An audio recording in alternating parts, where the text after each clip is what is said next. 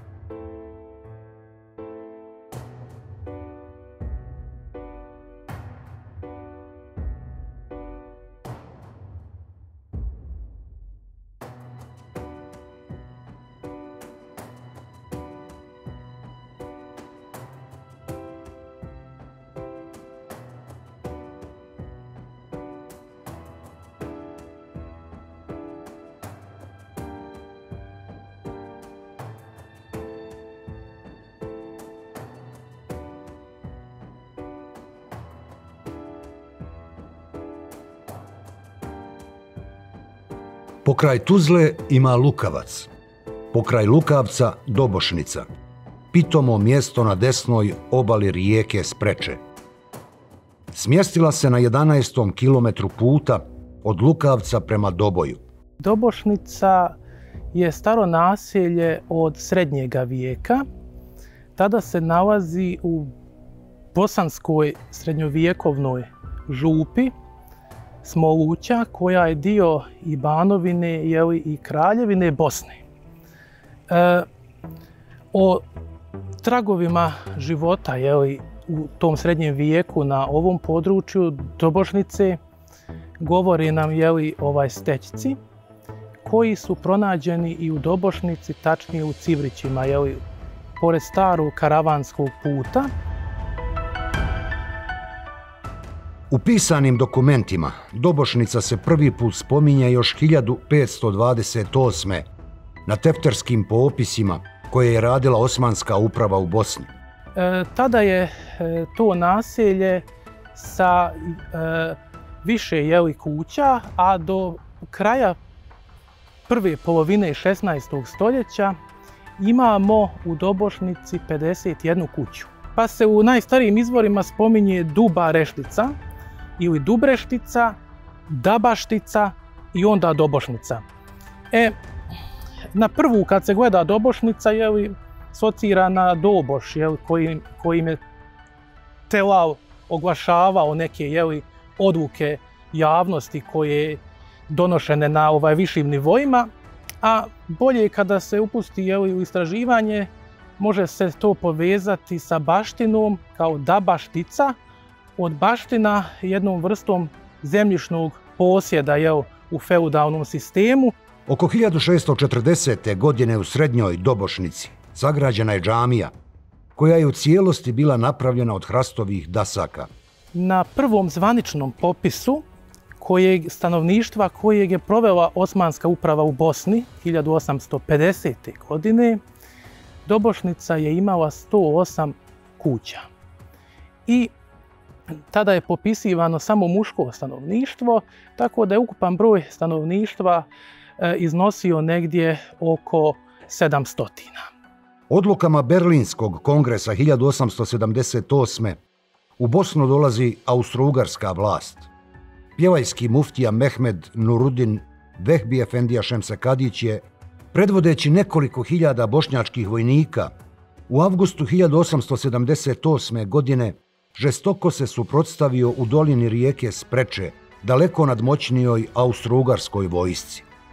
Nanijevši im velike gubitke, pružao je žestok otpor 33 dana.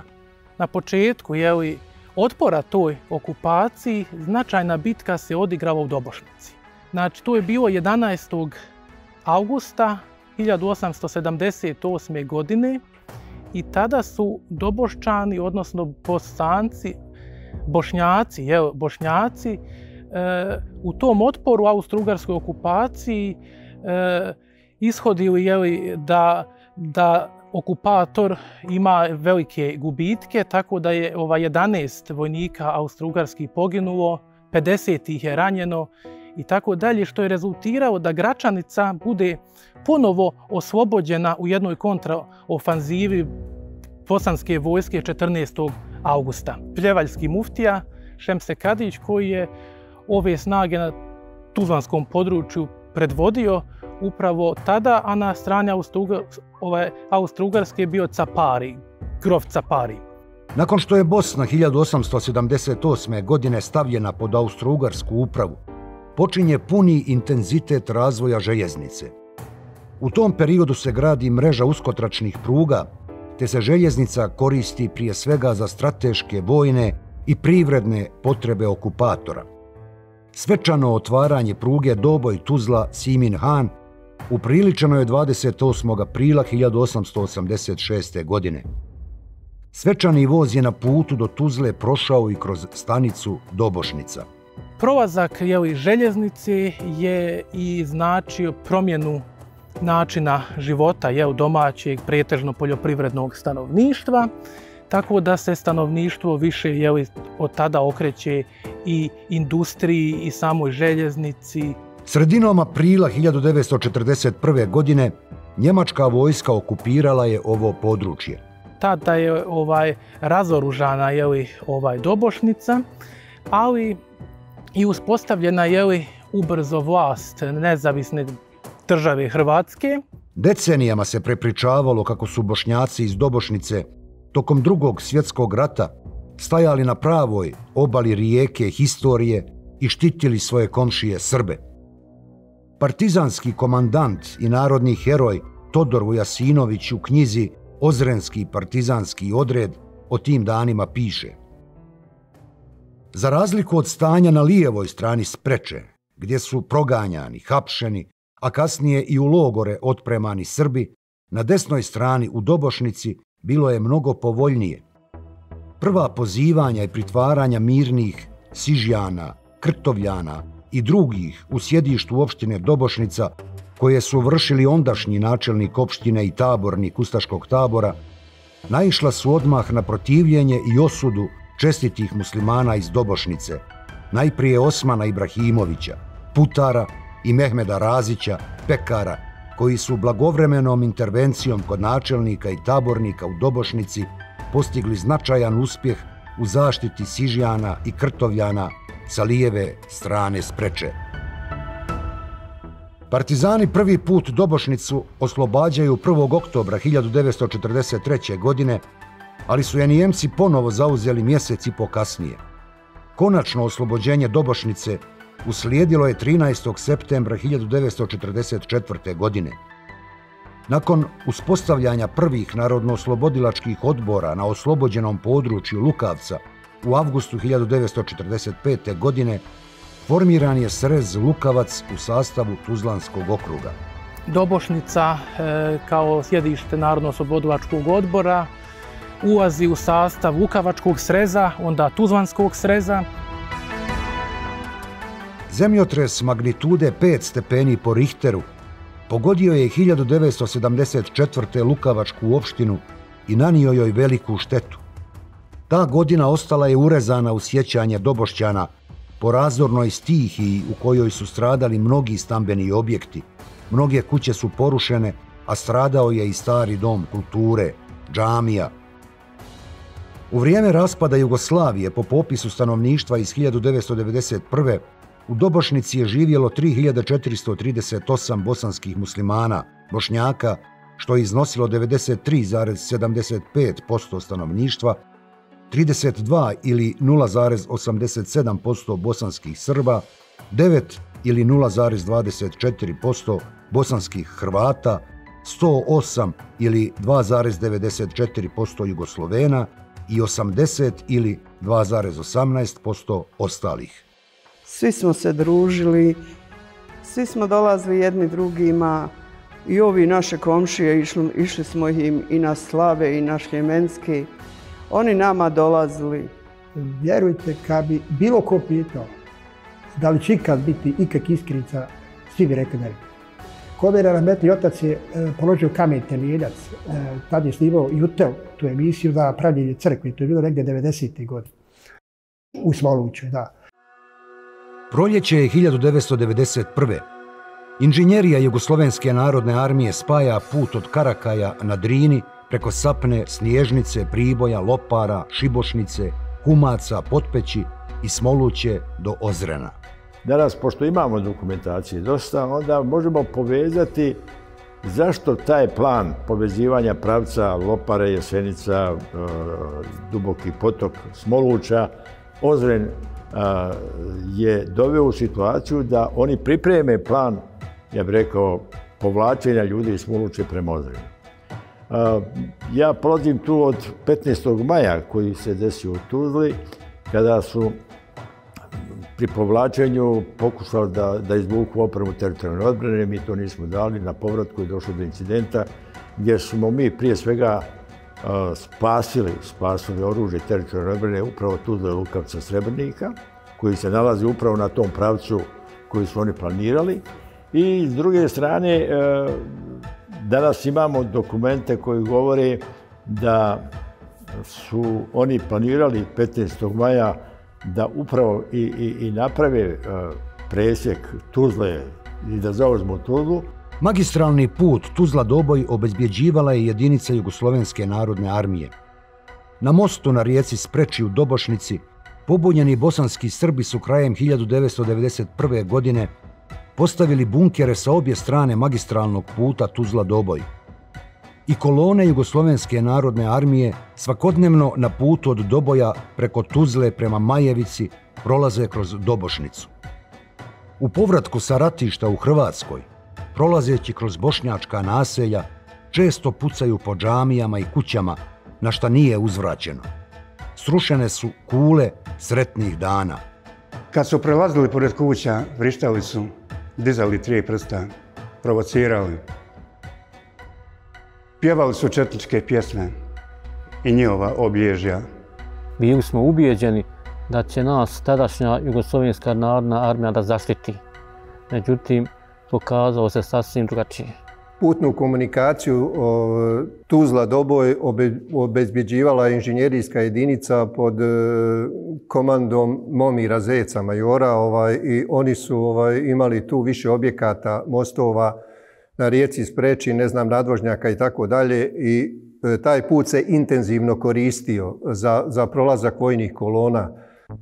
Ogromnu količinu radio uređaja i tih sredstava sam uspio preko komande JNA u Tuzli, preko konkretno Dubajića, u konkretnom razgovoru i dogovoru sa njim oko organizacije ratnih policijskih stanica na teritoriju opštine Lukavac i u Sježiju, i u Turiji, i u Smolući i tako dalje, tako da sam imao priliku i sa Vladom Todorovićem iz magacina u Smolući izvući određenu količinu radio sredstava koje smo mi kasnije iskoristili za uspostavljanje veza u štabu teritorijalne odbrane, a kasnije i u 117. brigadi.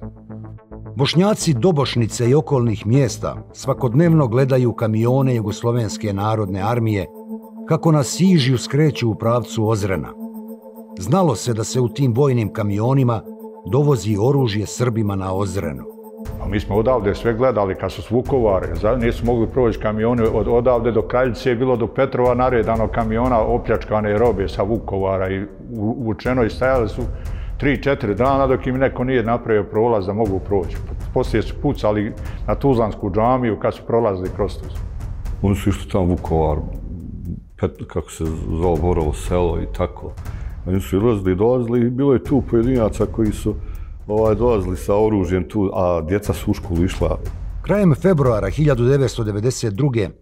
zbog ogromnog pritiska svojih komšija u Sižiju i Krtovi, Srbi napuštaju rezervni sastav policije. Imali su pritiske i prijetnje da će im se zapaliti kuća, ubiti neki uži članovi porodice i tako dalje, djeca. I oni su jednostavno bili prisiljeni da napuste dotadašnji naš sastav, odnosno našu stanicu. Zbog neposredne ratne opasnosti organizovani su krizni štabovi u svim mjesnim zajednicama opštine Lukavac sa zadatkom preduzimanja mjera zaštite stanovništva i organizovanja odbrane. Mehmedalija Osmić je bio predsjednik Vijeća mjesne zajednice Donja Dobošnica i ja mislim najzaslužniji čovjek. On je bio predsjednik ovdje 3 krizna štaba koji su bili osnovani jer se vidjelo otprilike da će doći do tih ratnih sukoba i ono. On je u stvari inicirao zajedničke sastanke, sedmične zajedničke sastanke sa predsjednicima mjesnih zajednica srpskog življa tamo Sižen Krtovom, 1 Krtovom, 2 i Porječinom. I na taj sastanak nepozvan je ušao Kulišić Brano. Došao je u vojničkoj uniformi maskirnoj s automatskom puškom i nama otvoreno veli ljudi, svi se lično znamo. Kaže, ljudi, nemojte džabe tupiti zube, ako nama neko s nivoa naredi da pucamo jedni na druge, mi ćemo pucati, kaže, nema od tog ništa, džabe raspravljate. Štab mjesne zajednice koji je formiran na ovim prostorima je izvršio popis raspoloživog ljudstva. Nije to bilo formiranje tipične neke vojne jedinice, nego je bilo ona priča da se vidi s čime raspolažemo, s kojim ljudima, šta bi se angažovalo, šta bi se moglo iskoristiti u svemu tome. A raspoloženje ljudstva je bilo na nivou. Tu je bila prisutna još i jedinica rezervnog sastava policije, kog se sjećam, lovačka ekipa. Lovci su uzeli učešće u svemu tome. Oni su imali svoje tipično naoružanje, nije to neka posebno aktualna, ali su uzeli svoj dio. I još vrlo bitno napomenu da je i ovdje bilo ljudi koji su samo inicijativno nabavljali oružje, kupovali, investirali svoje pare.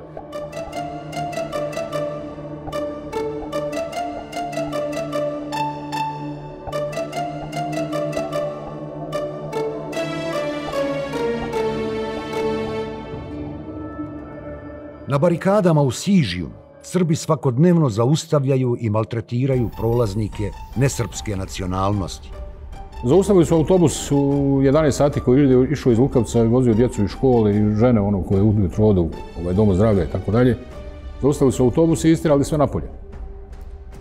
Iz autobusa bili su sa crvenim beretkama, to je po izjavama, to mi je ispričao konkretno Bambi ga mi zovemo ovdje u Dubošnici. On je bio u tom autobusu. Pa bila je vojska i domaći, recimo, Mladena poštara, u mene ćerka znala, radi ovdje u pošti. Kad su ustavili učenike i tražili od nekih momčića, su našli čakice u džepu pa su ih šamarali. Bilo je svega tu. U mene ćerka skidala burmu s ruke da ne bi našli burmu, kada osjećam prst. Mart, april mjesec formiran je i Ozrenski bataljon, gore čiji je komandant bio taj Vojo Kulišić, on je bio kapetan po činu.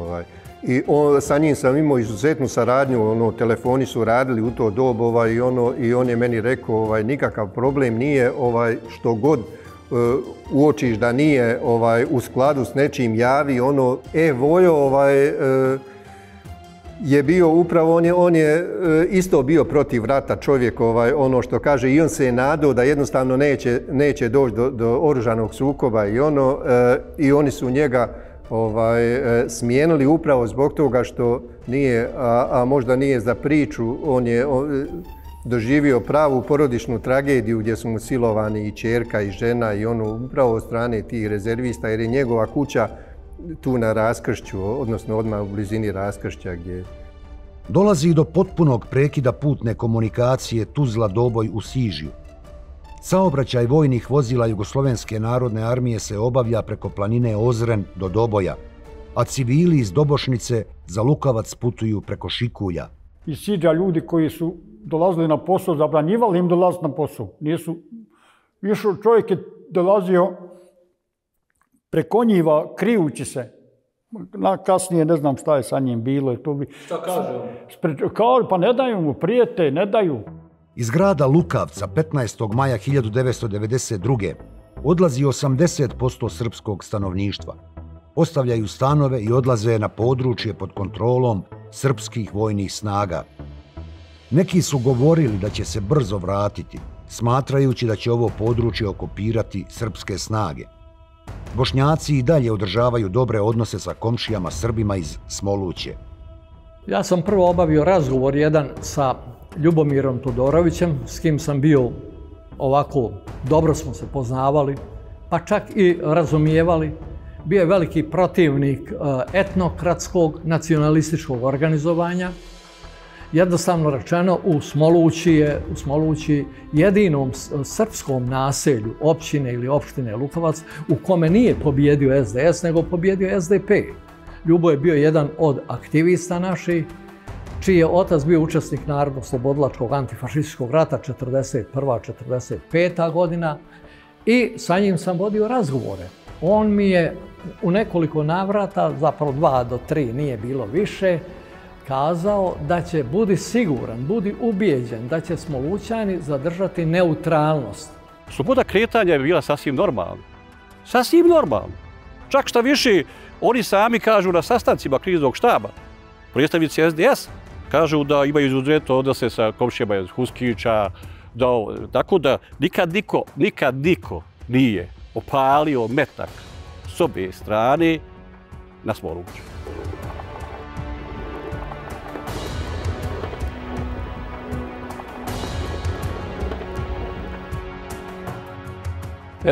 Maja u Tuzli je izginuo znatan broj ljudi iz ozrenskih sela. 15. maja petak, kad je Brčanska Malta gore buknula i ono kad je bilo, vidio sam iz Atale da su oni nekako vamo pobjesnili. Vidim ja da nešto nije u redu. Preko Ospreče tamo ona ozrenska tamo linija.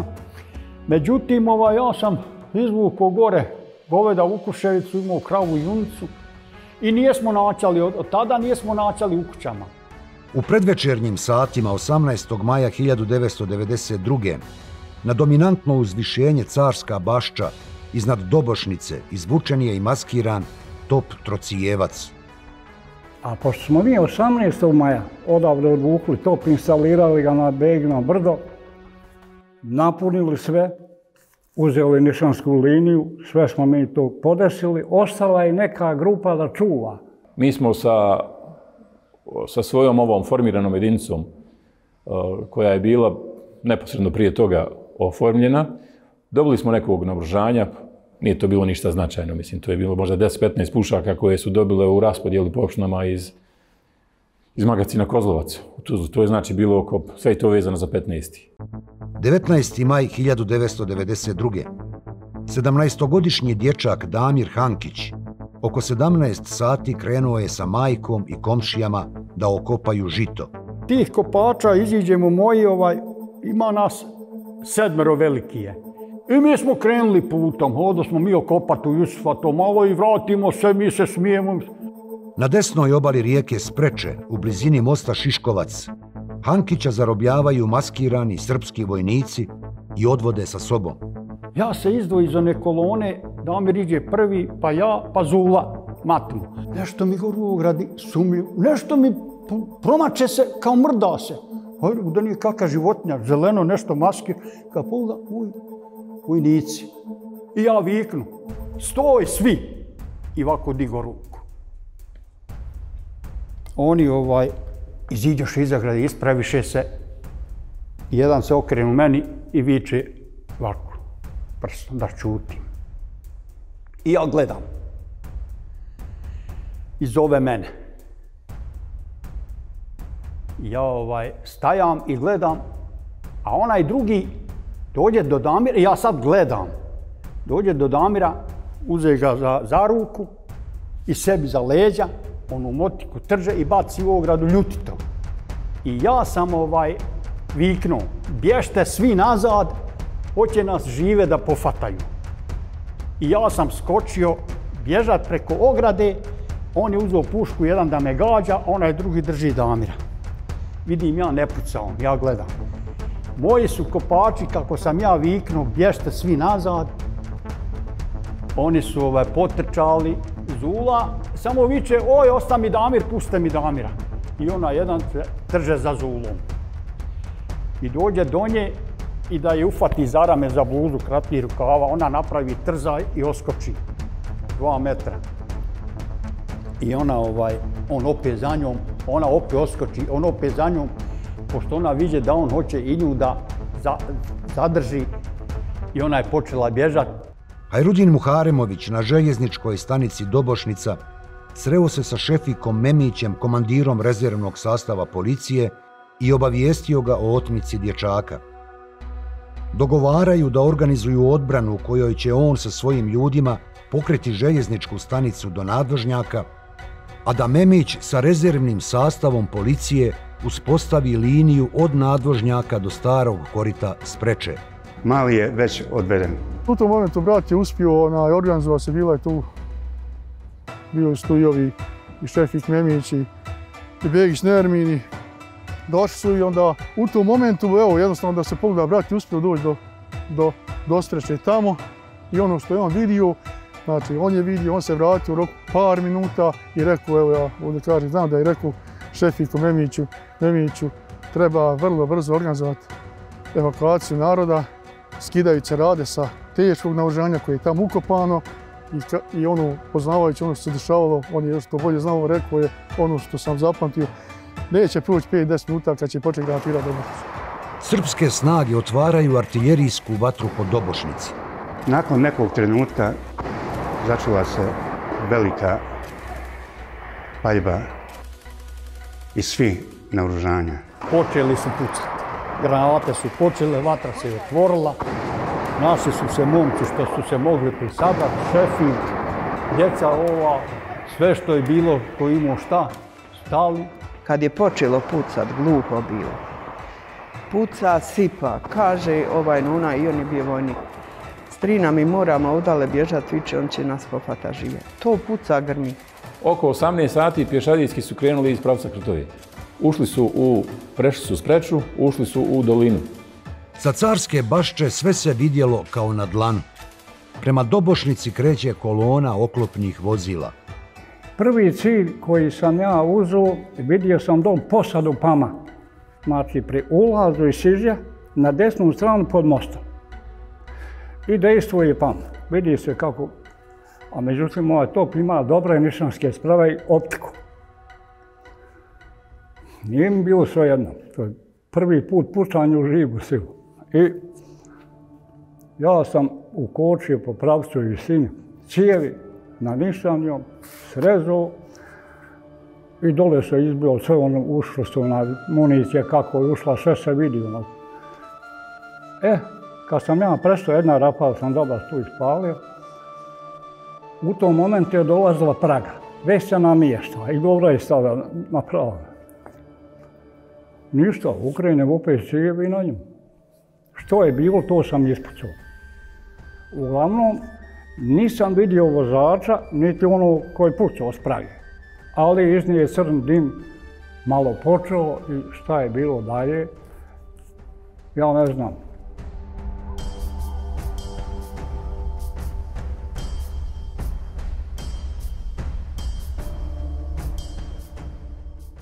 Ovi ljudi gore sa Carske bašče, sa Trucijevca su vidjeli da 2 transportera i još neki drugi vojnih vozila nailazi magistralnim putem prema mostu na Spreči. On je pogodio ono što kaže i otprilike to je i spasilo Dobošnicu na neki način.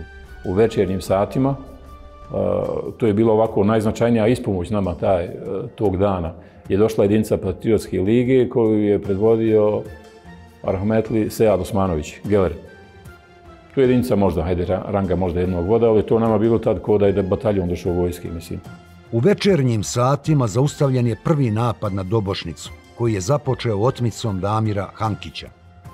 Prilikom pretresa terena i čišćenja naišli smo na mrtvo tijelo. To je bila i prva žrtva Doborce Reše Salibašića. Našli smo ga ispod mosta koji je ležao u rijeci sa lovačkom puškom koja mu je bila pored njega u rijeci. Ali taj top, oni su mislili da mi imamo Boga pita šta. On je presudan bio. Mi smo postavili odbranu otprilike, znači tamo u visini željezničke stanice, koja je ispred magistrale, onda kod onoga slomljenog stuba, to nam je ovako bila dominantna tačka za odbranu, i prelazimo na lijevu stranu puta duž pruge. Tu nasilje tako ide. Tako da smo u tom dijelu mi postavili ono čim smo raspolagali, mislim, nismo imali. Nakon razmjene, Damir Hankić je novinaru Atifu Kujundžiću 30. jula 1992. svjedočio o 50-dnevnom zarobljeništvu u srpskim mjestima zatočenja u Sižju, Petrovu, Suhom polju i Tumarama. Mi su pitali šta mi ništa, odmah počeo. Tukli smo možda 10-15, pa nogama udarali su, pali su. Stigli. Gdje na zemlji? Na zemlji, ja sam možda sve. Mora se već da udarali. Tako su. Ko je bio tamo od poznatih ljudi? Mislim da ti znaš mnogo ljudi iz Sižja. Vidio sam možda jedno 5-6 poznati, ali po imenima i ne znam. Znam, poznati su mi ovako dolazili su dugo, samo po imenima i ne znam. I šta kažu, zašto te bio? Oni su meni rekli da sam pošao kopat rog, kad je cijelo se kopat rog s malih kumica. A to je vaša niva, dok te kopali rog, to je ima veze. I šta je dalje bilo? Onda sam udarao, zatim sam čuo, čini mi se da sam čuo prvu automatska puška, rafali ste. Poslije toga je počela serija tuče. Ništa, poslije toga nisam čuo, udarali su me. Čitavo vrijeme su napadali drugu strunu da su me udarali. Zatim je jedan sjeo kraj mene i čitavo vrijeme uzeo šipku željeznu, presjeku željeznu. Po nogama me udarao po leđima. Ustane pa nogom, čivlju, vojnička. Udarao lijepo. Prilikom prebacivanja ranjenika sa Brčanskog i Gradačačkog bojišta u Tuzlansku bolnicu, 18. juna 1992. srpski snajperisti ubili su vozače i medicinsko osoblje Doma zdravlja Srebrenik. Sa krova osnovne škole u Tinji snajperista ubija vozače Doma zdravlja iz Srebrenika Naila Bijelića i Jasminka Softića. U naselju Potpeć, kod Orlove Klisure, nešto kasnije ubijaju medicinskog radnika Begu Kešetovića. Bosanski ratnici sa područja Srebrenika 19. juna 1992. oslobađaju putnu komunikaciju Tuzla-Srebrenik i razbijaju jake srpske vojne snage u Tinji, Potpeću i Jasenici i tako ruše srpski plan uspostavljanja koridora od Smoluće prema Majevici. Nakon što su u Potpeću ubili vozače i medicinsko osoblje iz Srebrenika, srpski vojnici bježe u Smoluću i sa sobom prebacuju nekoliko hiljada Srba. Smoluća je u prirodnom okruženju bošnjačkih naselja.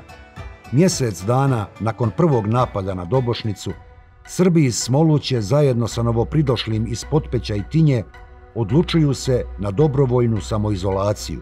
Kad je ovdje 19. krenulo ovdje u Dubošci, oni su još najmanje mjesec dana do 19. juna išli su na posao zajedno. Ja sam bio na punktu tu, Lukavac idu na posao.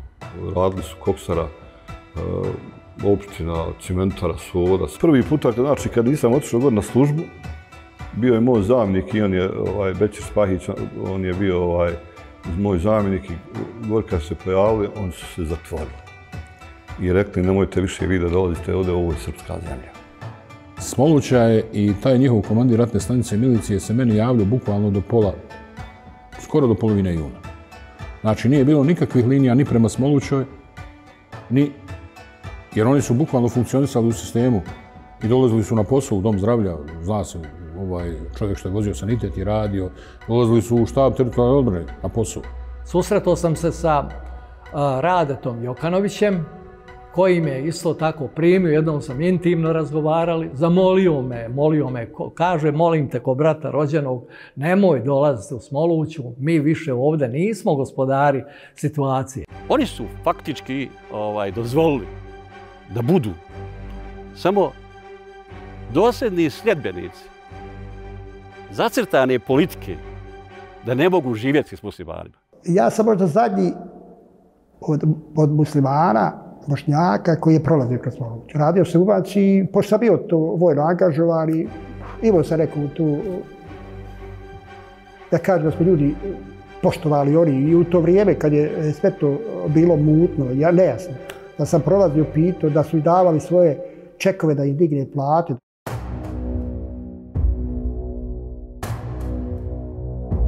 Mora im se pripisati ono da nije niko izolovao Smoluću, da nije armija Republike Bosne i Hercegovine, nego da su se sami izolovali. U Dobošnici je formiran 3. bataljon teritorijalne odbrane Lukavac, a u njegov sastav su ušli borci iz Dobošnice, Gnojnice, Berkovice, Kruševice i Šikulja.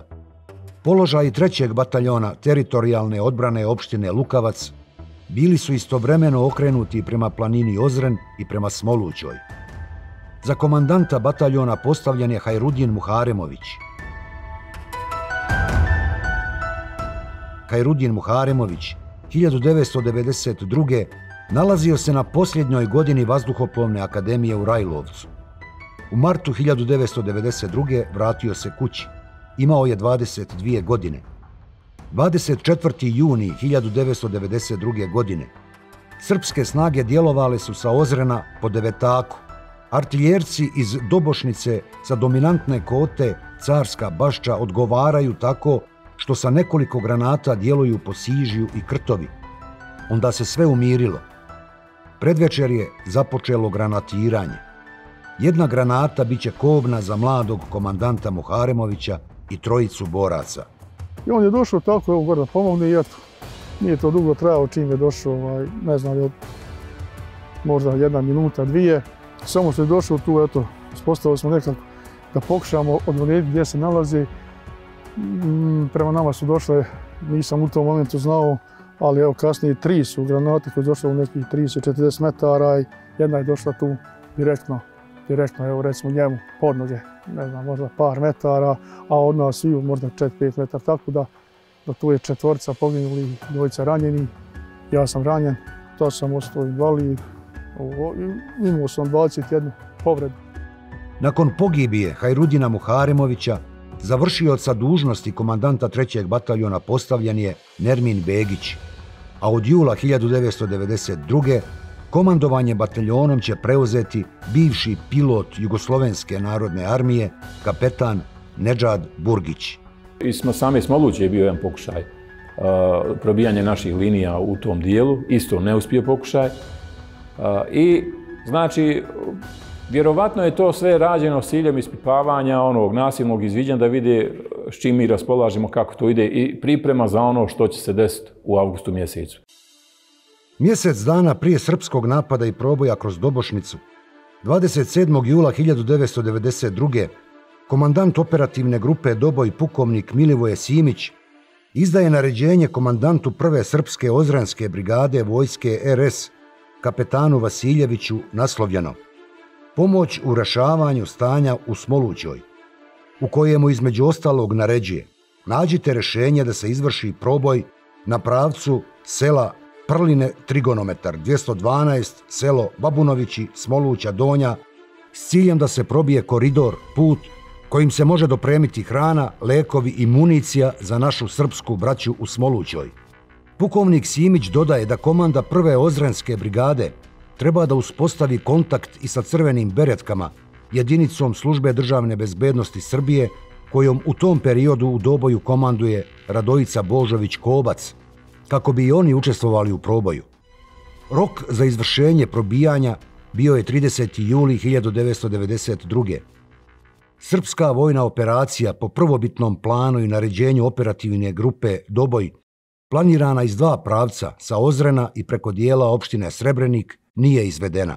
Oni su pokušali 2. ili 3. augusta, prvi napad.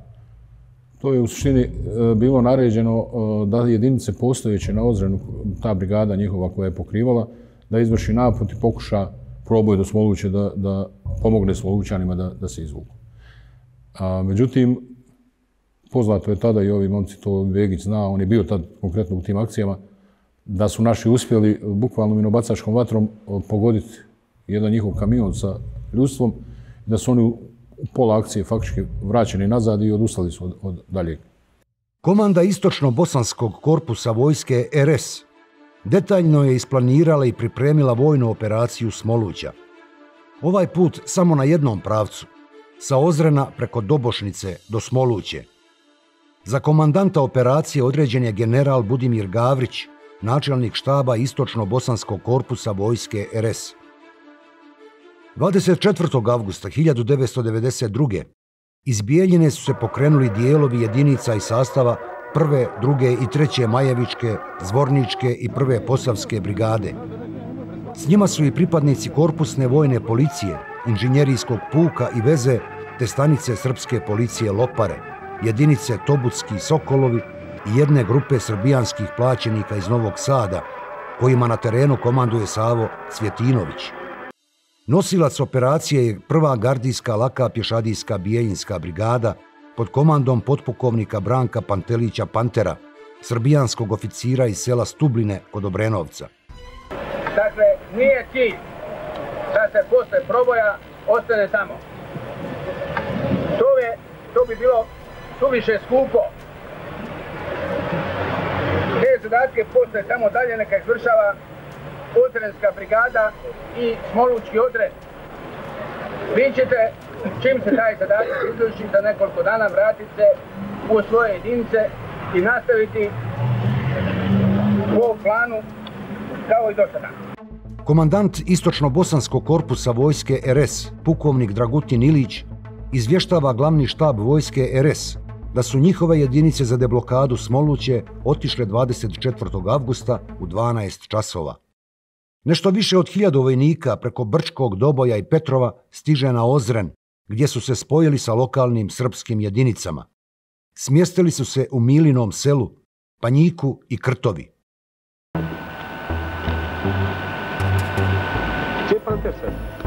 Srijeda, 26. avgust 1992. Kolone zla su krenule. Spremne da se ogriju na vatri tuđe nesreće, od ranog jutra započele su granatiranje Donje, Gornje i Srednje Dobošnice i Gnojnice. Kreću i pješadijski napadi iz Sižja, Krtove i Šiškovca na položaje 1. čete 3. bataljona opštinskog štaba teritorijalne odbrane Lukavac. Predvođeni komandirom 1. čete Husom Hamzićem, branioci pružaju jak otpor. Predio tamo oko željezničke stanice, to je izrešetano, to je uništeno, kuće, šuma je isječena od siline tog granatiranja. A ja? Sima, javi se Panteru. Reci Panteru, Munja te čuje. Munja, jesi to ti bio? Jesam. Svadio, čuj, sad sam ja išao do njega, nije bio na toj. Rekao sam mu da se prebaci. Jo, ja... Munja, videš li vagone, brate rođeni? Na, iznad Šumica. Tu, brate, leva ivica vagona. Stanko, javi se. U sred željezničke. Reci, Munja. Jesi radio šta? Nije. To su bi oba gdje spale, tamo gdje spale. Nije.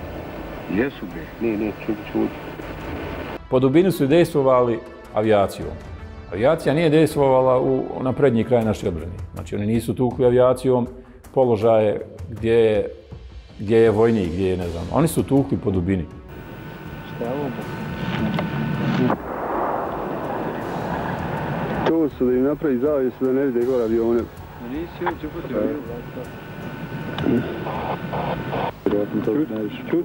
Avgustovska tuga spustila se u dolinu Spreče. I to ona neizlječiva, za koju pod kapom nebeskom utjehe nema. Ujutro u 8 sati i 15 minuta avijacija vojske Jugoslavije kreće u napad po civilnim ciljevima. Jedan avion, koji je po kazivanju srpskih insajdera poletio sa vojnog aerodroma Batajnica kod Beograda, bombarduje Gornju Dobošnicu. Aviobomba, teška nekoliko stotina kilograma, pogađa u kuću u kojoj su se sklonili članovi porodice Salibašić. Eksplozija je bila stravična i tragična. Avijacija vojske Jugoslavije zatrla je porodicu Hasana Salibašića, ubivši 12 članova. Komandant opštinskog štaba u Lukavcu je tada bio, dakle, moj pretpostavljeni gospodin Dževa Salibašić, jedna izuzetna ličnost par excellence, jel momak.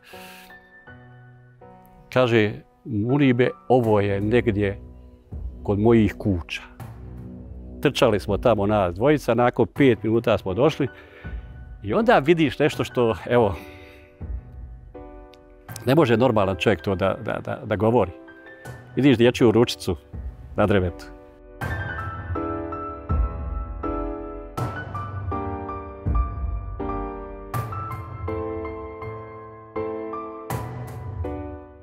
Pred tom slikom i svemir stane.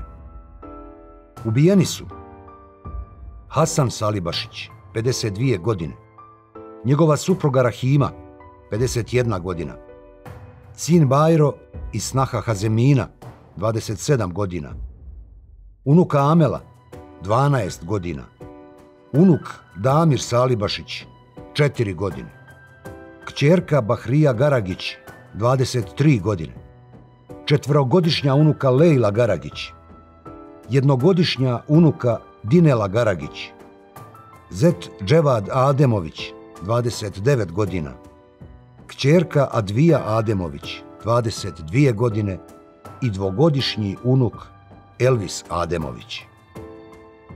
Znaš šta ima novo, ako ne znam, kaj nezgodno mi je da ti kažem, ali kaže ti nekako tamo ženi kaži da joj je brat na mjestu mrtav i svi 12 njegove porodice u njegovoj kući. Ja sam odmah zakoračio točak i došao ovdje. Kad sam došao, komšije su se već sabrale. Bilo je nekih ljudi tu, nisu smjeli da uđu ovamo, da spašavaju te nastradale. Ja sam unišao i iznijeli smo prvoga Bajru Salibašića, Hasanova sina, bio je živ tamo na onu ledinu. I to je mene Čiro, gdje mi je dijete. Ja sam njega ostavio, unišao sam tu sam unišao u kuću. Počeo sam da vadim te mrtvace, dijete sam prvo uzeo za ruku, ruka se iščupala iz ramena, samo sam ruku iščupao, posle sam odvrto one kocke i one blokove, što je na njih se bilo sručilo, jedno po jedno sam vadio, još su mi ljudi bi išlo, ne sjećam se, bar dobro znam da je bio Hodžić Asim, da je bio Luka, Mehić Rifat. Dolazi depeša i onda nama se proslijedi, onda se jedinica pokreće gdje smo došli iz pravca Dubokog potoka preko njiva, preko ovdje u Dobošticu. Kad smo stigli u Lukavac, pošto smo mi kao odred imali 2 čete, u to vrijeme je bilo jako žestoko i na Gradačcu. I onda kažu, mi vas ne možemo toliko koliko vas ima, nas je bilo nekih možda 150 do 170 boraca u to vrijeme u odredu. I kažu, nek jedna četa ostane, a ova druga može da se vrati ili nek ide negdje na drugi teren.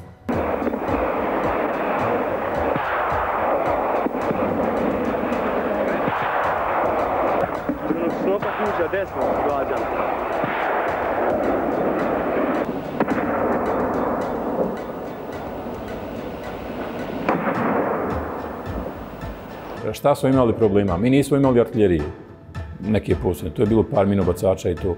Nismo imali naoružanja za cijelokupno ljudstvo. Naše ljudstvo se mijenjalo, naoružanje nije napuštalo u liniji odbrane. I to je bilo nedovoljno, neodgovarajuće. Neodgovarajući, mislim, u toj fazi na pragu si 2000 godina, a ti imaš M48, ne znam nija šta, neke karabinke, puške i sve to. Stanko, idi levo, više levo idi. Jesi me čuo, Stanko? Nemoja, idi više. Idi slobodno više. Ajde, drže. 26. je znači dan bio napada na Dobošcu Donj, na položaj prve čete, gdje smo mi uspjeli odbraniti. Imali smo gubitaka, ali smo uspjeli zaustaviti. Oni su prešli Spreču, ušli su znači u dolinu Spreče, ali naše momke nisu istisli sa svojih položaja. To, brate, ja mislim da i nema živi tamo. Jesi čuo ovo? Stanko, ponovi tu još. Idi malo desno. Razumio sam. Ova ti je bila prava, bila je neka eksploziv dole. karakteristično za njihove tamo snimke koje oni prikazuju, kad oni navode artiljerijsku vatru, kad je, ne znam ko je taj lik što to radi, da je, oni nisu imali blage veze gdje se mi nalazimo. Ono što sam ja vidio, mislim, oni nisu imali blage veze gdje su naši položaji. Oni lupaju neke gluposti da kaže tu su, mi nikad tu nismo bili. Gađa je vagone, uništi vagon, mislim, nikad nismo bili u vagonu, nikad nismo bili ispod vagona. Mi smo vagone parkirali tu iz drugog razloga. Otvorili smo prilaz onaj da ih kanališemo u nekom dijelu ako može ova teža sredstva. Mi smo bili iza. Eno, u kuću. 2, 3, 4. Prozori, ja ne na forumu. Vidiš kako grune Praga. Ovo malo dima digne, ali kako Praga grune. Bila je jedna šikara od vrba i od malih topola, znači kompletna je bila isječena i povarana od dejstvovanja Praga i jednog dijela. Cesta je odozgo izlazila na tu livadu gdje su transporteri dolazili. Viša komanda pokazivanju branilaca Dobošnice nije baš pokazivala razumijevanje da imaju pravo da se brane od ubica i palikuća. Kad se sjeti momenta kad smo tražili te, ajde da kažemo, municije, došla informacija,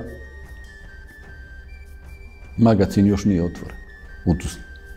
Knez je bio tadašnji komandant regionalnog štaba. Ja kažem, ljudi nemaju dole više minobacačke municije, treba hitno popunu izvršiti. Odgovor je bio, ujutru u 7 se otvaraju magacini. Ja sam onda izašao sa tog sastanka, skočio, izašao, rekao, odo da javim četnicima da ne napadaju do 7 dok se ne otvore magacini. Između 17 i 18 sati sve je gorjelo u neposrednoj blizini željezničke stanice. Sa isturenog komandnog mjesta srpsku artiljeriju usmjerava oficir kodnog naziva Munja. Ok, šopajte, samo divite prašnu, brate, ja kod da me prvi. Jel? Munja, ste se zapalio u školi, Munja. Jebe školu, kaže, nećeš u školu. Na ovim video snimcima njihovih može se vidjeti dejstvovane maljutki, taj dio gdje su maljutke pogađale od dijela željezničke stanice i desno. Helikopter Gazela se podizao gore iz ovog dijela i raketirao je. Rakete su prelijetale ovaj dio te fabrike za vagone i pogađale ove civilne objekte gore. Šta je ovo sad bilo, maljutka, jel?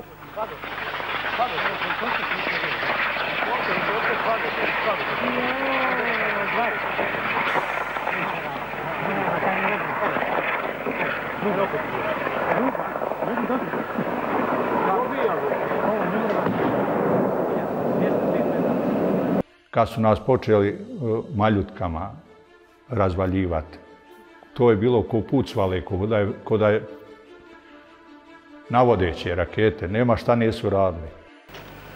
Ovo što gori, taj dim, to smo mi zapalili. Ja. To na maljutka ste pogodila, u kuću.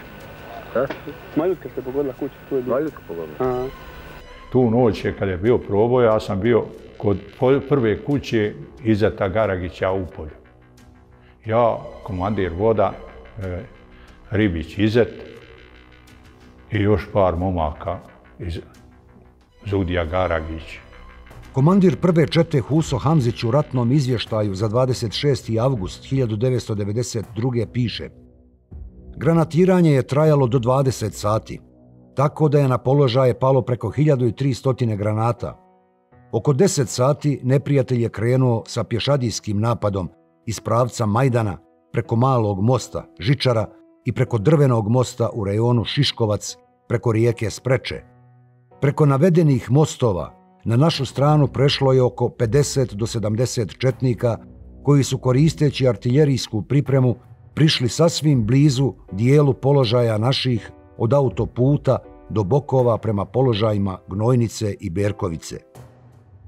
Komandir Hamzić navodi da je pješadijski napad zaustavljen, da su nanijeli značajne ljudske gubitke neprijatelju i da su tokom izvlačenja svojih poginulih vojnika srpske snage tenkovskim granatama i djelovanjem iz helikoptera Gazela ponovo zasuli položaje branilaca.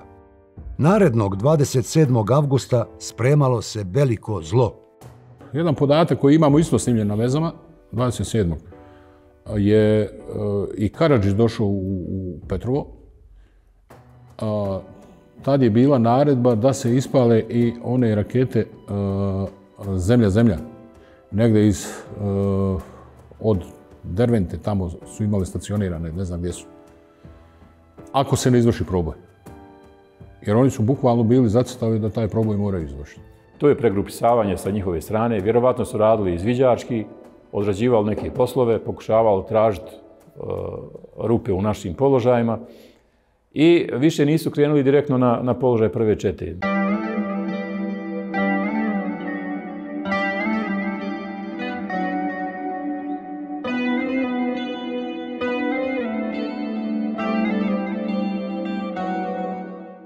28. avgust 1992. Iznad Spreče se povlače oblaci jutarnje magle. Iz naselja Krtova, kroz polje prema željezničkoj stanici Dobošnica, srpski vojnici kreću razvijeni u strijelce. Naređenje je ne pucati dok ne priđu blizu. Pomjeraju se više lijevo, njihovo lijevo, naše desno. Pomjeraju se prema položajima druge čete. To je druga četa je gravitirala naselje Gnojnica. Granatiralo se iz svega i svačega. Krenulo je, kako da vam kažem, neopisivo. Ponovo kažem, nije me bilo strah. Apsolutno ničega. Samo sam mislio, dragi Bože, kako će se ovo sve završiti. Ma to je borba prsa u prsa. Jer su oni već zauzeli, to priča je oko autoputa. Sve se tu događa i oni su ušli sa strane zasjeka.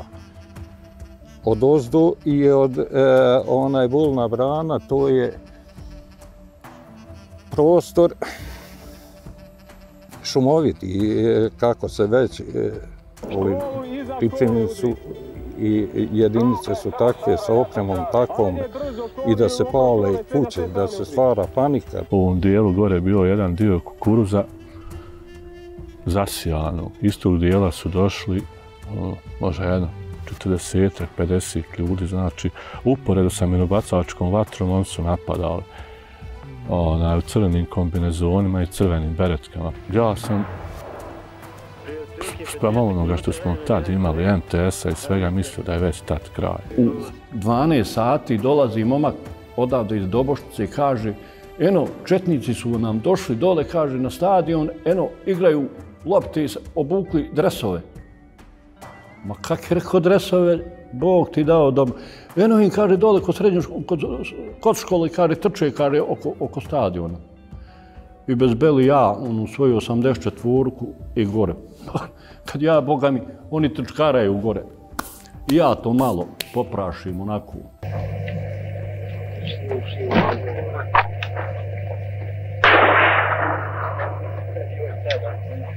Uđe tank. Pravac je pali i tamo ušao. Sad se.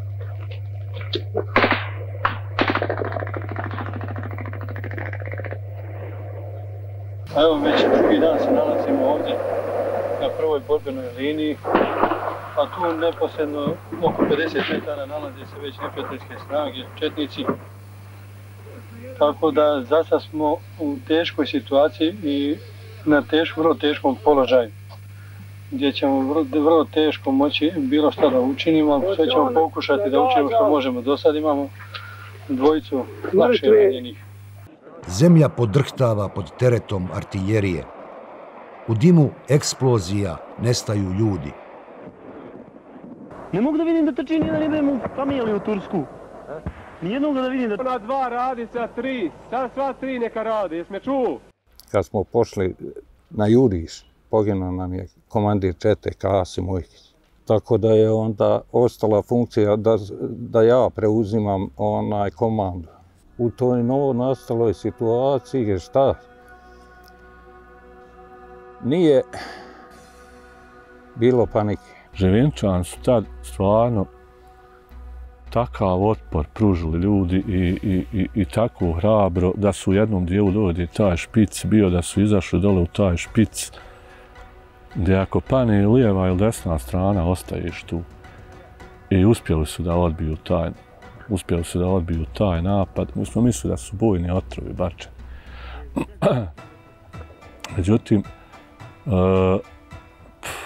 kroz nekih 15 minuta vidjeli smo da odezgon iz korita spreče dolazi plamen, ogromna buktinja, znači poslije se htjeli ispostaviti da je u toj bezlaznoj situaciji iz fabrike Gikil pušten je benzol u samo korito koji je plutao tu i tu što je nas klalo za oči i onda su oni ga zapali. Kompletna rijeka i oba dva dijela obale su, znači gorila, tu je bila znači apokaliptična scena. U jednom momentu u par momaka koji su ispaljivali tromblone, gdje se otkazuju mehanizmi za okidanje, gdje više i u jednom momentu nam nestaje municije. Ali šta je tu pješadijsko naoružanje? Ništa. Uspijevaju na dva pravca. Na jednom, na neposrednom spoju sa prvom četom, uspjeli su da eliminišu jedan naš rov i tu su napravili prolaz u prvoj liniji, a lijevo dalje isto prema Gnojnici na našu desnu stranu uspjeli su eliminisati isto položaj, naš jedan rov. Na ta dva pravca oni su uspjeli znači da razbiju naš prednji kraj. Četnici su zapalili Donju Dubošticu. Evo gdje su najdalje. Čuje se neko dole ljudi. Pošli su u centar, mi smo centralizmo odozdo podali. U ovim vatrama izgorela je njihova šansa da nastave zajednički suživot sa svojim komšijama. Tukli su Sodrana, navodili iz Zolka, nastavnik fizičkog koji je bio u osnovnoj školi, on nije navodio, to poznali smo ga po glasu. Ide transporter i oni već iđu. Ali ja još ne znam šta je njihov cilj. Ja kao vojnik, nikom nije nama prenio. Ja bi postavio drugačiju odbranu. Nikad oni ne bi prošli kroz Dobošnicu. Pustio bi ja njih, nek oni prođu ovu dan. Kroz centar, nek uđu.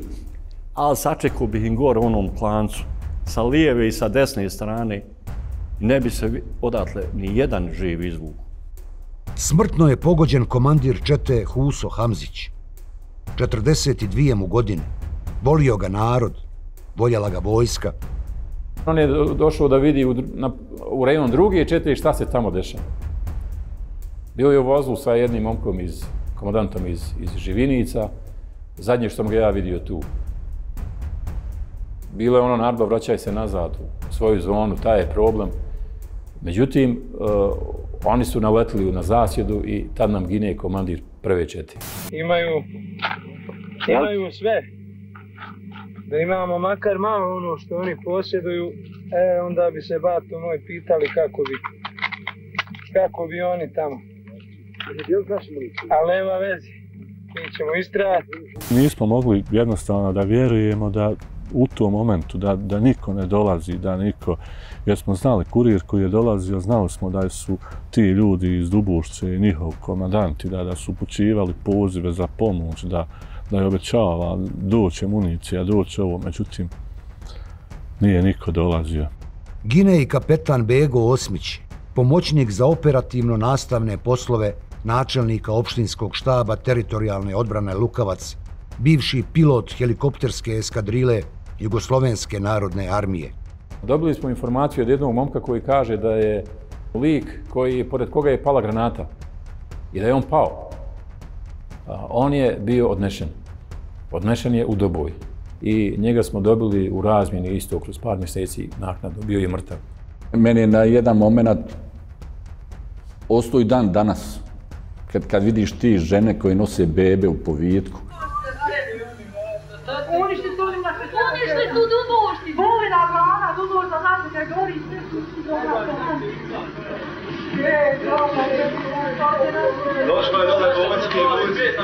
I izvlači se, ajde da kažemo, s ovog prostora, Gnojnica gori.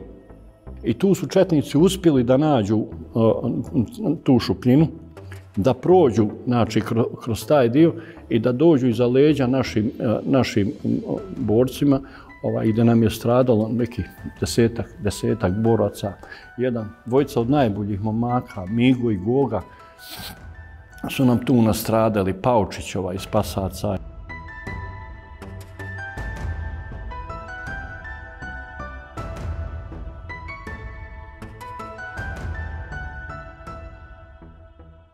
Nosioca partizanske spomenice Ibrahima Nurkanovića srpski vojnici zarobljavaju u blizini kuće kod željezničke stanice u Dobošnici.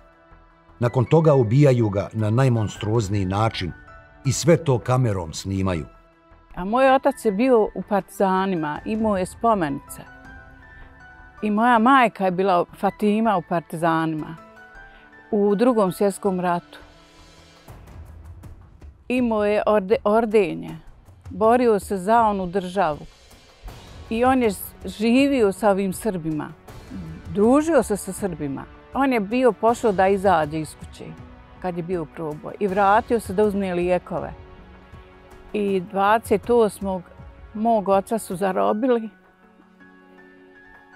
i ubili su ga na najsvirepiji način i zapalili. I ima kaseta, neko je snimio, moj suprug je tu kasetu dobio, kako ga šutaju nogama i življavaju se na njemu i govore one najpogrdnije riječi. Komu je gluči da pali? Koliko si čovjek si? Te ga okreni, da? Ništa. Zapalili su kuću i izgorile su te ordenje njegovo. Partizansko ordenje od Drugog svjetskog rata. 29. avgust 1992. Branioci još jednom pokušavaju povezati liniju odbrane s druge strane magistralnog puta. Držali su se dobro, sve dok srpske specijalne jedinice nisu napale i sa boka.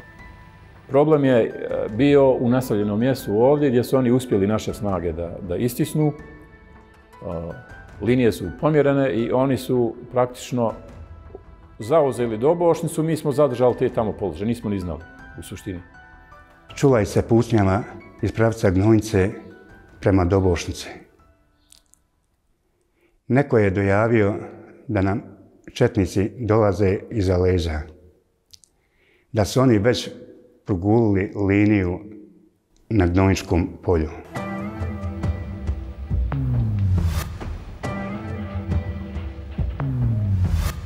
Nebo nad dolinom spreče crveno. To Dobošnica gori.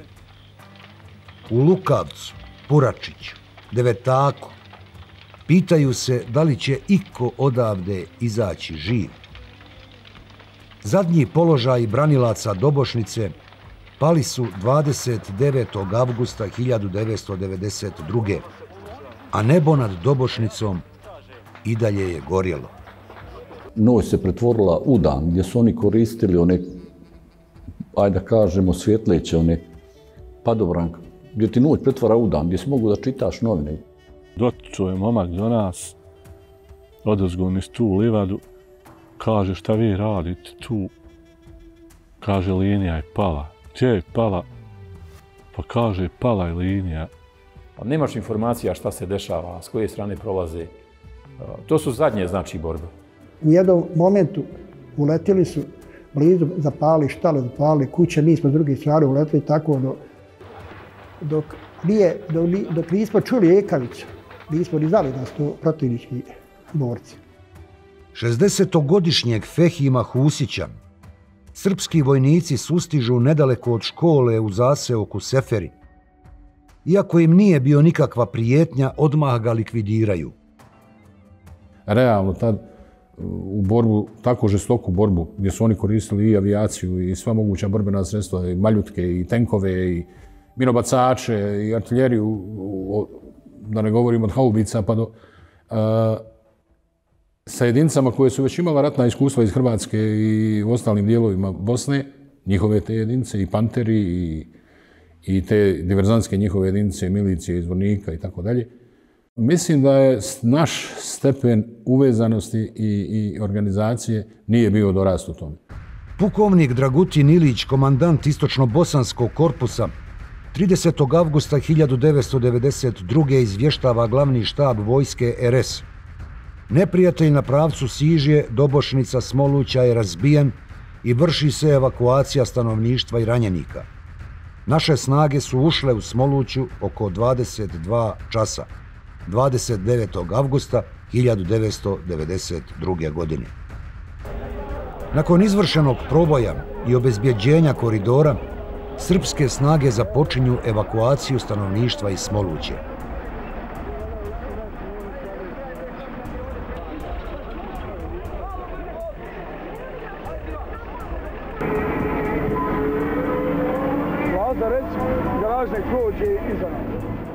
Komandant 3. bataljona Nedžad Burgić okupio je preživjele borce u naselju Kruševica.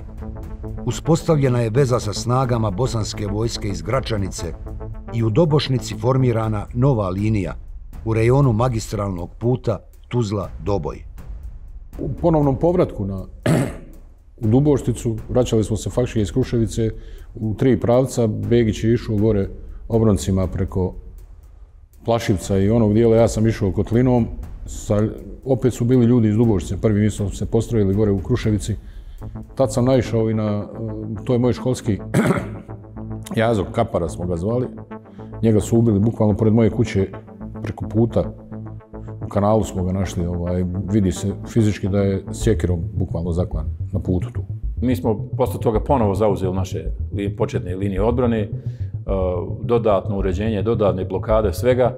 Nije tu više bilo nekih značajnijih borbenih dejstava, ali je naša jedinica učestvovala na svim pravcima u cjelokupnoj zoni drugog korpusa i van nje, znači počevši od Doboja, Gradašca, Brčkog, Čelića, Teočanskog dijela ratišta, Olova, Ozrenskog dijela s jedne i s druge strane. Vozač saniteta Fikret Bašić, zajedno sa načelnikom saniteta doktorom Zikretom Bašićem, među prvima iz Lukavca ulazi u Dobošnicu. Vojska mraka donijela je samo pustoš i smrt.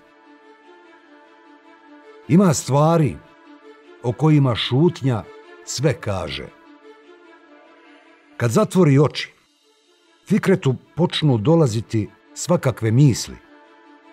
Vidi prošlost kao veliku, svijetlu, krvavu pozornicu, a na njoj usnu se nesnilo sliku tragične sudbine 27-godišnjeg Dževada Garagića, Džekija. I otprilike na pola puta između Dobošnice i Smoluće, na jednom proplanku, u jednoj njivi, ovako uz obalu smo, ja i on sami, znači nikog nema. Primijetili smo svjež mezar, zagrnut. Stanemo i onako normalno razgledamo. Krst je bio udaren, a mi smo znali u međuvremenu da su potraživali jednog dječka iz polja, mislim da iz polja. Džeki se je zvao. Stoji jedna flaša staklena. Ja baš priđem, uzmem tu flašu, pomirišem, vidim da je gas. Mirišem i na petrole. Mislim da je došao jedan ili su dvojica došli. Ne znam ko je. I sad ja sam, znači od nogu, malo odgrnem, vidimo patike. Odmah je ovaj čovjek rekao, mislim da je to taj mali, jer znam ja kakve on patike nosio. Položili su ga na stomak, prilično je izgorio. I sad što mi je ostalo baš oni su njemu taj krst zaboli gore u vratnu, u kičmu između plećki. Iza srpskih vojnika i policajaca ostali su ubijeni i masakrirani starci i starice, zgarišta i grafiti poruke ispisane po zidovima i asfaltu. Pucali su na sve. Nakon njihovog prolaska ostao je samo dim i pepeo. Imali smo šta i vidjeti. Sve je izgorilo. Dobošnica je sravnjena sa zemljom. 2 dana nakon srpske vojne operacije, novinar Atif Kujundžić i snimatelj Saša Georgijev zabilježili su stravične prizore u ubijenom mjestu. Preko 90% stambenih objekata je zapaljeno i uništeno. Opustošeni Bošnjaci vraćaju se u opustošenu Dobošnicu. Džamila, vi ste vidjeli nešto od toga? Ma sve vidla, hajde, sve vidla, dođu do kuće, lupaju, viču, suju, nešto, pjevaju, čiče. Iziđite majkama vaš, iziđite majkama vaš, hvala ćemo. Iziđite, nećemo vam ništa. Iziđite slobodno, sve ovako. Hajka stanu, drogi, jalo. Prvu dohrovu kuću da pošle, najveća obila kuća u Čošoviću. Prvo njema, onda Prohnova, pa Šabanova, pa Jesu oni bili ovuda sve vrijeme dok su gore drugi bili u Smolući? Sve bili. Na jednom smo mjestu naišli Goveće u bunaru.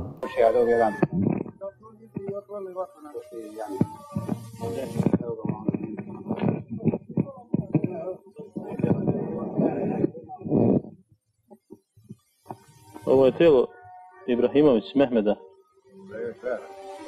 Zaklano. Sin Ačifa. Koliko je imao godina? 64 godine. Zločinci su ubijali sa merakom.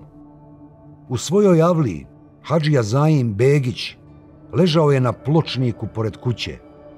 Kapa Francuzica malo mu skliznula s glave. Njegova supruga Šaha ležala je potrbuške na pločniku prema cesti. Nađeni su na dvorištu, natjerani su bukvalno da klanjaju, kao da klanjaju namaz i ubijeni su oboje u potiljak na dvorištu svoje kuće. Na tom pravcu znam da su bile zvorničke jedinice i vjerovatno je neko od tih zvorničkih jedinica načinio taj ratni zločin. Kod mene Amidža, 48. godište je bio inače invalid koji nije mogao da pobjegne u to vrijeme kad su svi mještani bježali pod naotom Nurković Tahir. On je također ubijen na kućnom pragu. Čovjek koji gledate zove se Pusić Nazaga. Zaklani, kao i prethodni. Ima oko 80 godina. Bilo je kamara mrtvi, bio je u hotićima Ismet Ahmetović. Gdje smo mi ko lovci, on je bio lovac, moj kolega, napravili mu spomenik lovački njemu ko lovcu, jedinom lovcu koji je poginuo od lovaca. Još sam jednu ženu našao iz Gorgu koja ima preko 85 godina. Sve što su našli, zaklali su i palili. To mogu da kažem, što sam ja vidio, što sam prošao Petke dok sam se ispustio u selo da Slanici. I tada smo mi otišli za Lukavac onu večer, pokupili smo se, otišli za Lukavac, a muž mi je ostao jer imali smo tu kravu i on neće da ostavi krave da ne bila gladna, ali že jedna je. Sutra ujutru nekako 6 sati golub dolazi i sin mi sa linije dođe i tako kaže sve je pogorilo, nemamo se kuda vratiti, tako je da je to tako. Kaže on meni, ja moram ići, vratiti se kući, gore gdje smo stanovali, krava je ostala, ja sam njoj položila dobro, bit će jedna kava. Rekao, golube, nemoj, da iđeš, oni su možda tek horvaju tuda i hodaju i možda. Kaže, nemoj me. Krenuo je s njime taj Muhamed.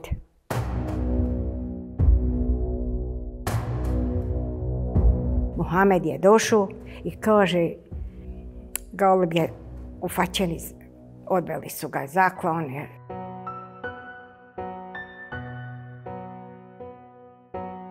Bilo je napisano pismo, sad šta je bilo s tim pismom, ja ne znam. Znam da je ćirilicom napisano i pisalo je Bukti. Sjećam se, kad su mi čitali Bukti i Dubošca sva gori, iz Lendića su bili, sad šta je dalje bilo, to se ne bi mogla sjetiti. Jer sam bila van sebe, van... Ostavili pismo? Pismo ostavili na stolu radnom. Srpski vojnici spalili su i uništili preko 600 stambenih objekata.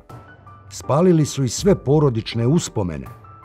Nisu poštedjeli ni džamiju u Srednjoj Dobošnici.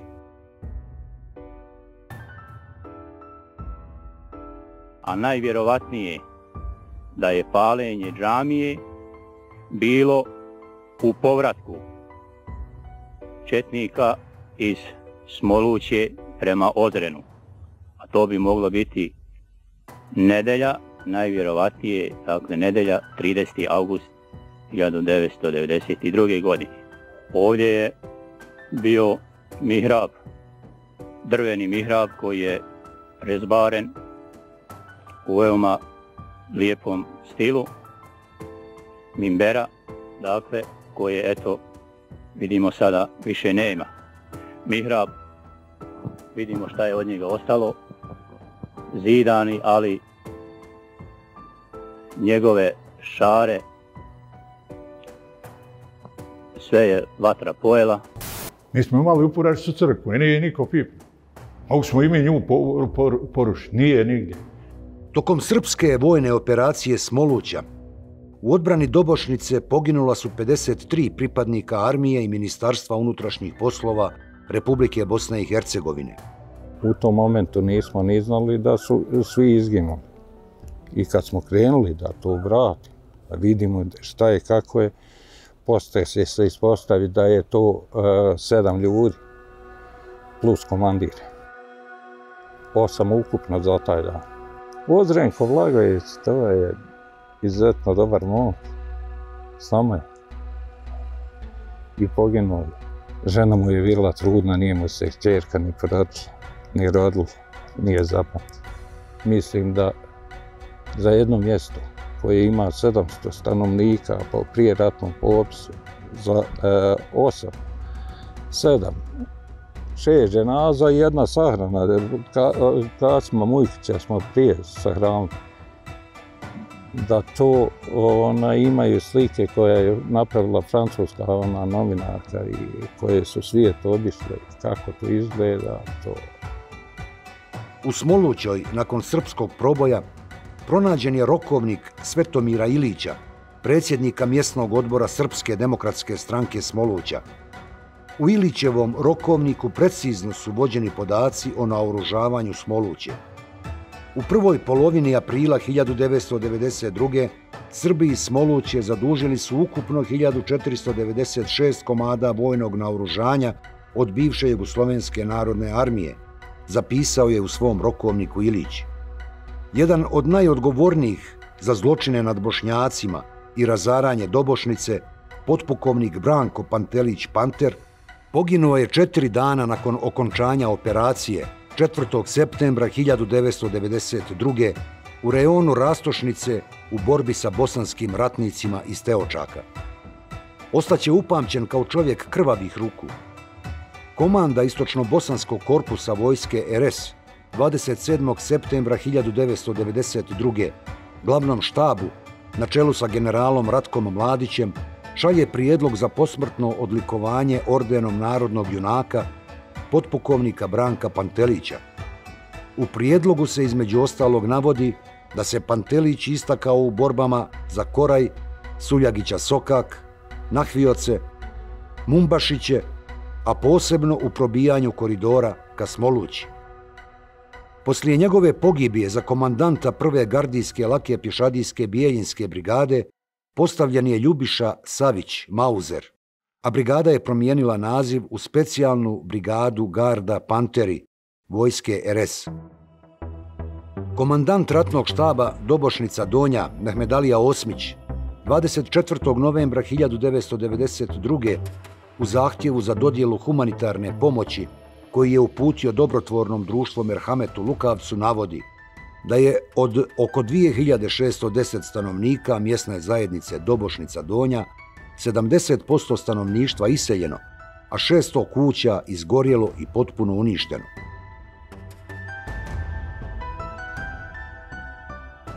Elvir Mašić Fric spadao je u najhrabrije ratnike iz Dobošnice.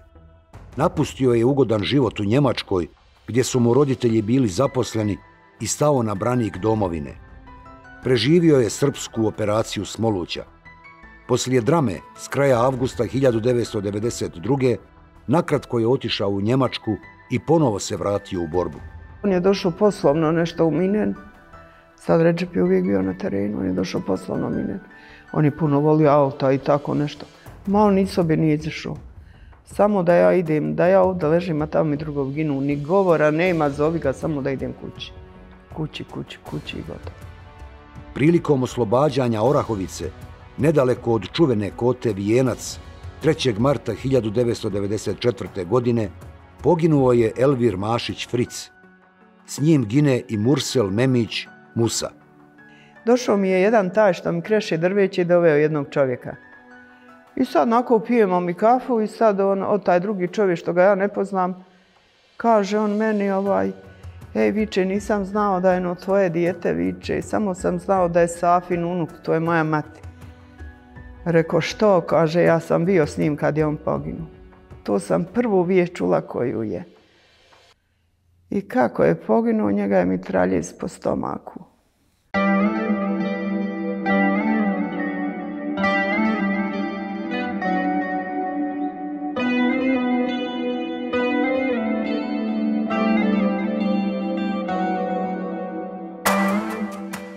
Dobošnica je ponovo izgrađena.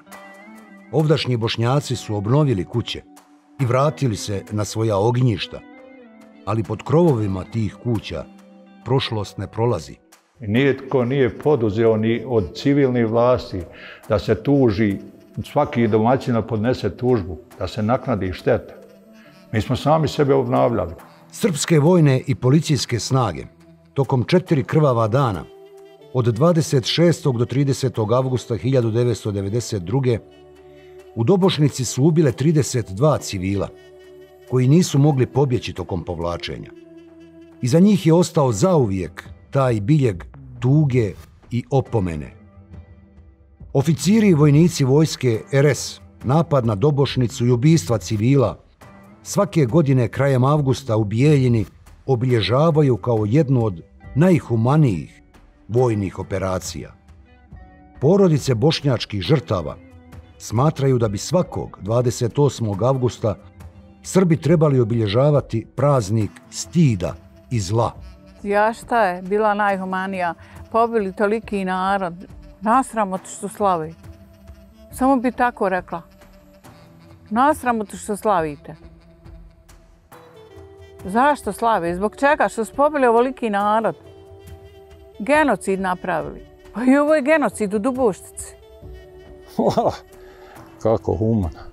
Kad smo mi došli na Ozren, drastična je razlika. Nije nama padalo na pamet ni da diramo civile, ni neke kuće, ni ovog, onog. Niko. To je, ja bih rekao, uspješna vojna operacija, ali ono što su uradili u toku te operacije pokazalo, ja bih rekao, svu zloću, svu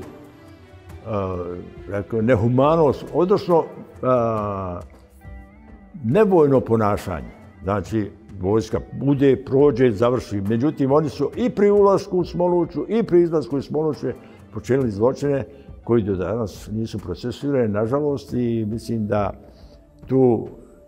taj događaj je bio i rezultat njihove vojne pripreme, ali i pokazao je, ja bih rekao, svu neljudskost i nehumanost te operacije i tih ljudi koji su to učinili. Vlado Todorović, komandir odreda, komandant odreda njihovoga, kojeg ja znam, koji je mlađi od mene godinu dana, vrlo ga dobro poznajem, izjavljuje kako je njih par hiljada, naspram 100.000 vojnika drugog korpusa bilo deba, vojnički gledajući koliko su bili, kakvom su okruženju bilo, da je se htjelo.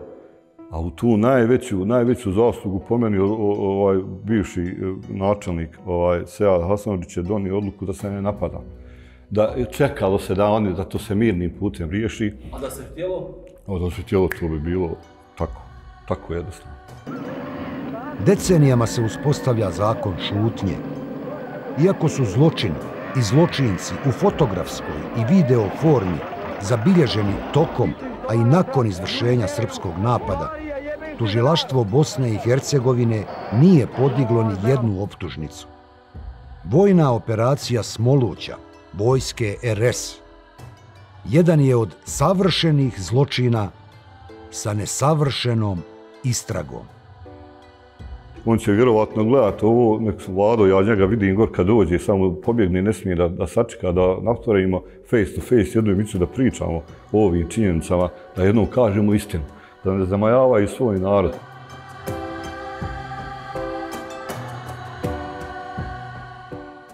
Ne kaže imenom i prezime koji je pobio ljude, a Vlado i Ljubo Todorović, oni to znaju.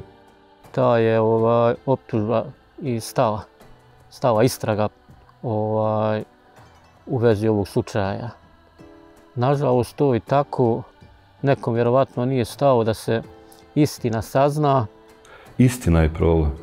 Istina je najveći problem.